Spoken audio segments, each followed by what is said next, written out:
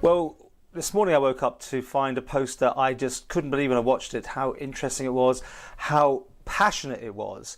And Omolara is now joining us, who made that bit on Facebook. And I asked if I could reuse it, and you very kindly said we could. And it's hit a lot of people. And you've had, I think, an amazing reaction. But let's go back. I mean, let's get a bit about yourself and why you made this speech. Omolara, over to you. Right. Like I said in the video, I opened the first Afro-Caribbean store on the island in October. And just about when we were picking up as a new business, then this COVID-19 started, which was on its own a sad news. So I still have to, because people needed, customers need some food, some cooking stuff. So I still work like 2-3 hours every day. And I see people on the street, and that makes me very angry, because personally I have family members in places like Italy, places that the COVID-19 had really, really affected. And I know what we're going through trying to get through this period. So I also see the police officers, they pass by the shop like every other day. I know they're doing a lot of work. They're trying to keep the law and order. So when I got back home yesterday evening, I heard there were some arrests on Thursday. It's Saturday now. I lost the count of days. Well, I heard there were some arrests a couple of days ago.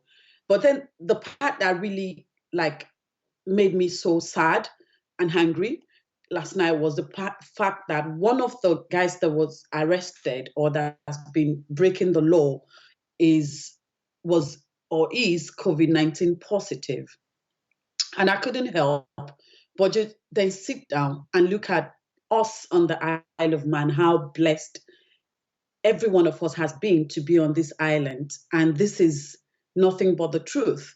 If you look at the rest of the world, even bigger countries with a lot of much more resources, how the government had been handling the COVID-19 outbreak, you can't help but just give it up to not just the government, well, the people at the government, but give it up to the citizens or the residents of the Isle of Man. And when I then see a few people that are breaking the law, I just felt the need to come out there and say to everyone that, look, stop taking for granted what you have, because I don't see any reason why someone should break the law, the lockdown rules on the Isle of Man, really. The Manx electricity, I hear that on Manx radio, said they've put some sort of £30 emergency on the key thing, yes. On the key thing. Yeah. So if you're like the kind of people that doesn't pay your bills every month, you pay as you go, you're not going to be cut off electricity all through this period. Manx Telecom is not cutting anyone off. Manx Gas is not cutting me off. People are being paid some certain percentage of their salary in, I think, £280 every week. A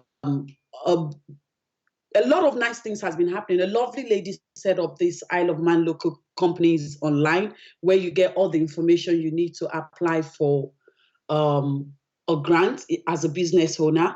So I was really just touched that people needed to know, Isle of Man residents needed to know that we have no reason not to beat the spread, not to put a stop to the spread of COVID-19, because we're so blessed to be on this island and to have a government. Now, you have this shop, so I passed it the other day, and you're open, but you've obviously got a social distancing, but you do deliveries as well, therefore you're going around the island and seeing what's going on.